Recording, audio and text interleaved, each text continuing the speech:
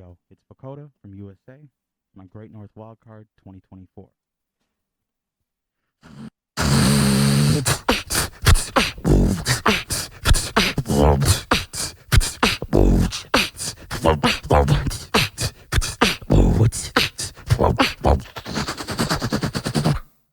Let's start with the beginning. We have a broad, we have a beginning.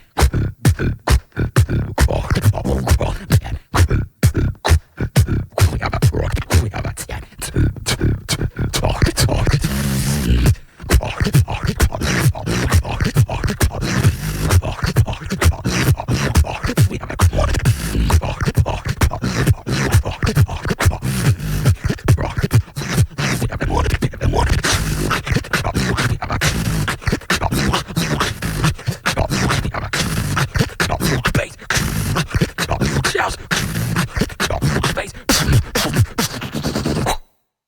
bass house.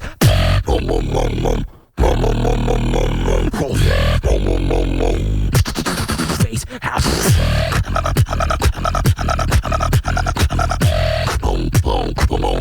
We have a bass house. We have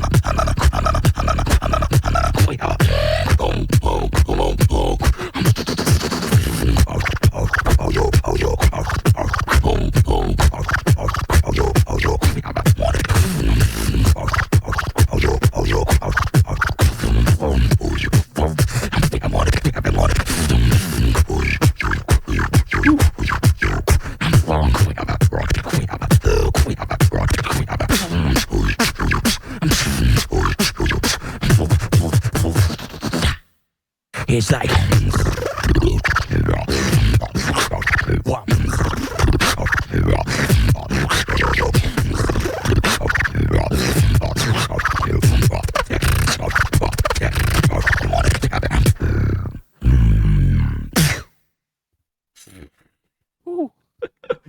Dude, I wasn't expecting that last combo there, bro.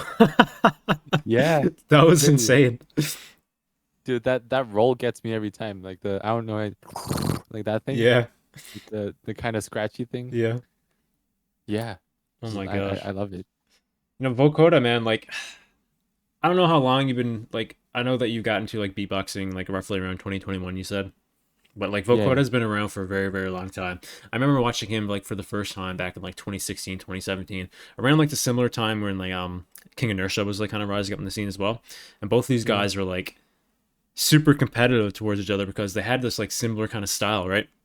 So VOCODAH, man, Yeah. he kind of, like, developed his own kind of like style around that like bass heavy, right? But you fast forward to today and like you see the way he developed it over the years, and now you get something like this where he's able to kind of like implement that to like these killer kind of combinations. Like you look at other beatboxers or like again like King Inertia and like other people who like rely on these kind of similar sound set and like of the beatboxing, and no one Yeah. arranges their sounds like VOCODAH does. It's so crazy, man. I love his style so much. He's one of my favorite beatboxers in the solo scene. Yeah, same for me too. Like I've yeah, I started to appreciate his bass sounds like a lot more since, cuz I kind of got into like EDM and bass heavy music since I started looping.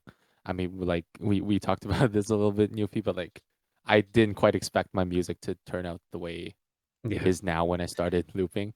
Um like at first when I started beatboxing, like obviously like you see like the Headbangers video, like I yeah, watched that like many times just because of how impressive it was to me back then when I just started beatboxing.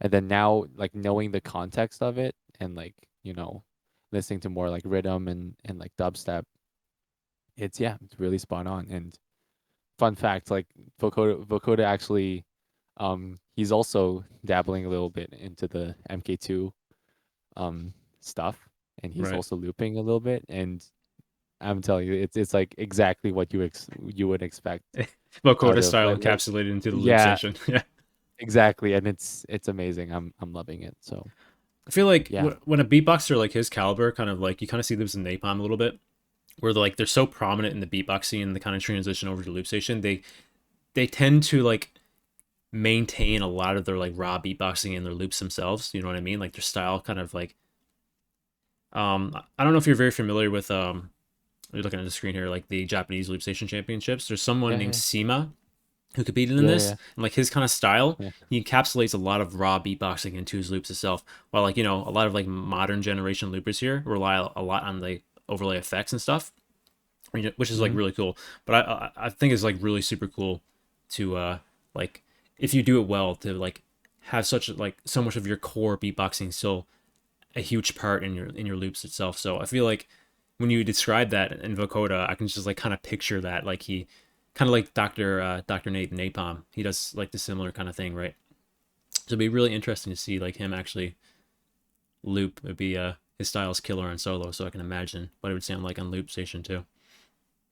Yeah, and it's interesting that to hear you mention that because just like in Bali for me, like hearing Mad Twins loop and they just they didn't put any effects. They just maybe like a compression, I think, and then they just started beatboxing and it sounded like great. Like the level of solo beatbox actually matters a lot to the drums Yeah, specifically, and that's kind of what I learned more recently because obviously primarily as a looper myself, like we tend to like rely more on what effects we're using and how we're using the effects, but less so about the beatbox quality. And also, yeah, I know Vocoda doesn't really post like a lot of loop stuff, but yeah, um yeah, I'm just telling you like the in like the knowledge he has on like bass music and like the John like rhythm itself, like it's really really high level. So I'm really looking forward to like him releasing his first loop track. So that'd be really cool. that'd be really cool to hear. Yeah. All right, so that's it for this video, guys. You know, it'd be crazy to see Vocoder on loop station. That would be like a huge development in his progression in the beatbox world. So yeah, if you Yeah. guys enjoyed what you heard here, links in the description to the original video. Go check it out. Also, I know this is on the Beatbox Canada channel, but I'm going to leave a link to Vocoder's channel as well. Go check it out. Go leave him a subscription. He's an absolute grinder. He streams all the time.